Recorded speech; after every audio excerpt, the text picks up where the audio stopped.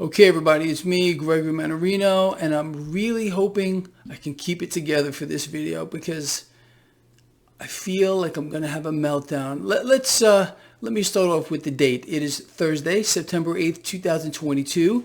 This is my lovely, it's going to be just lovely, post-market report. Before I get started with this video, I want to make a big correction here. I made a mistake. In the video I did earlier today, my pre-market report, I had said that, the lovely super bank, Goldman Sachs, said that housing prices would fall, potentially could fall 39%. I got that wrong. What they did say is demand could fall like 40%. And let me just say this, if housing demand would have fall 40%, 39% from where we are right now, and we know where mortgages are going and everything else, down the toilet here, what would that do to the price of real estate? How about it would crater, okay? And it would potentially or could potentially start another global meltdown of the entire financial system. I mean, can I get a duh, please? Because that is exactly what they want to do. You know it, I know it, everybody knows it, okay? It's just a matter of how this thing is going to play out. Now, with that said, I want to talk about what it said today, it being Powell himself, the lovely Fed chair. Now, he wants you to know, as if you don't know already, that more rate hikes are coming. And because, you see, it, and the rest of the things that dwell in the land of the Federal Reserve, they're all subhuman entities here, okay, all of them.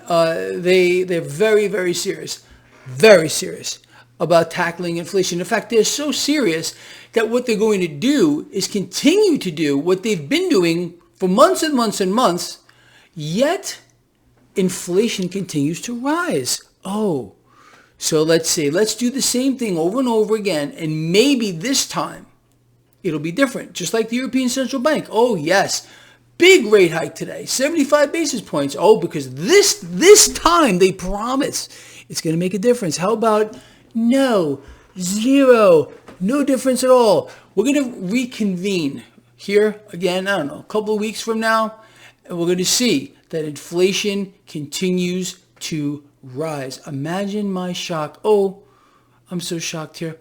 So what else happened today? So let's talk about the market. So the stock market did put on some gains today. Nothing major, okay? The US dollar reversed, got lower. I'm talking about the comparative strength, relative strength of the dollar. We got the 10-year yield, 3.31. Market doesn't like it. The market doesn't like it here. In my view, something needs to stabilize. You know that. Is it possible, let's just throw out a hypothetical, yet again, that bond yields around the world stop rising? The 10-year yield kind of stays where it is for a while, and the stock market goes higher? Absolutely. That is possible. But a few things need to happen. There is a direct relationship between the relative strength of the dollar and bond yields, more specifically the 10-year yield. Let's just throw this hypothetical out here. Let's say the 10-year yield settles at like 3.35. Let's just say it stays there for a little bit. And the dollar, or the relative strength of the dollar, starts to come down. The market would probably like that, okay? What the market wants to see, again, is what? Stability. That's it. You see, look, the market is a twisted freak of an entity, all right? It always wants to be reassured repeatedly that everything is going to be just fine. Yeah, so the bond market showing some kind of stability with a weaker dollar, there's a compensatory mechanism that exists here between 10-year yield and the dollar, or the relative strength, comparative strength of the dollar. Yes, we have seen quite a knee-jerk into the dollar over the past many, many months. No surprise, you and I discussed that right here, what we would see moving forward. Of course, I had all these people telling me I would be wrong, but it turned out to be very true. And we need to see, I said recently that I believe potentially that depending on instability here with the debt market and bond yields ballooning, we could see further people, knee-jerking into the safe haven U.S. dollar. Okay, and that would push the relative strength of the dollar higher, and that generally is not a good thing for multinational corporations based here in the United States. Although in this environment, really nothing matters anymore. It's all a farce, upside down, backwards, and sideways. Nothing makes sense anymore at all. So that's essentially where we stand. Forward guidance doesn't matter. PE ratios don't matter. Nothing. It's all about what the Fed's going to do. The Fed is running the economy. The Fed is running the financial system of the world, because yes, the U.S. dollar still remains the world reserve currency. And without a war, a major world war, the dollar will remain the world reserve currency. So again, going back to this market today, all right, nothing major going on here. Market wants to see stability here in the debt market. Are we going to get it? We'll see. I mean, it's certainly also possible that we continue to see a sell-off in the debt market, which is already illiquid, and we could march straight into a liquidity crisis, and this whole system is just going to lock up, period. But you all know that. What else happened today? Bitcoin over 19,000. Gold under a little pressure today. Silver quarter bid. Crude oil quarter bid, but crude oil on demand destruction. That's the fancy term they're using these days. Demand destruction. You see, here's the deal.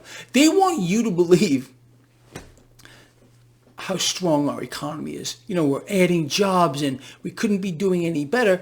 But meanwhile, demand is falling off of a cliff. I mean, demand for everything. Demand for mortgages. Actually, food demand is higher.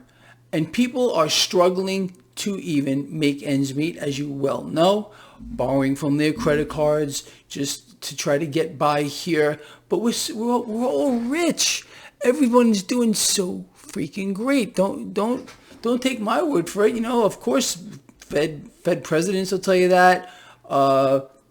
Mummy man will tell you the same thing. You see, because he just wants to be reelected, and it doesn't matter anyway. Your vote don't count. If it did count, you wouldn't be allowed to vote. So anyway, look, so that's really the story. So I want a big correction here. I misspoke earlier today, but I want to hear from you. Let's put that into perspective. If in fact Goldman Sachs saying that demand for real estate could fall by 39%, not 40 or 41 or 38, but 39. Okay, what do you think that's going to do to the real estate market here? I don't think it would be very pleasant. How about you? Anyway, look, that's essentially the story today. And then Powell, oh yeah, they're really serious, so serious right now about raising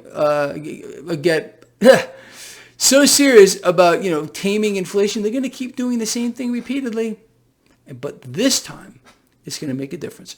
All right, people, look, that's it for today. Let's regroup here tomorrow in this lovely spot, and it'll be just beautiful. Look, don't waver. Nothing should stop you from doing what you are doing or what you should be doing. That is betting against the debt, becoming your own central bank, realizing the hyper bubble in debt is going to get much, much larger. I believe it still will. Are we going to blow up right now? Probably not. Probably not. I think, and I've thrown this out recently, that central banks are going to do more. They're going to stabilize the debt market one way or the other for now, because I don't think they're done inflating. I really don't. They're not done buying assets. And then, in the end, all this is just going to, eventually melt down. But for now, I don't think so. I don't think we're at that point yet. And I absolutely could be wrong, but I want to hear from you. What do you think? Are we there yet? All right, look, I am out here. I see you all in the morning. Love you a lot. Share the video.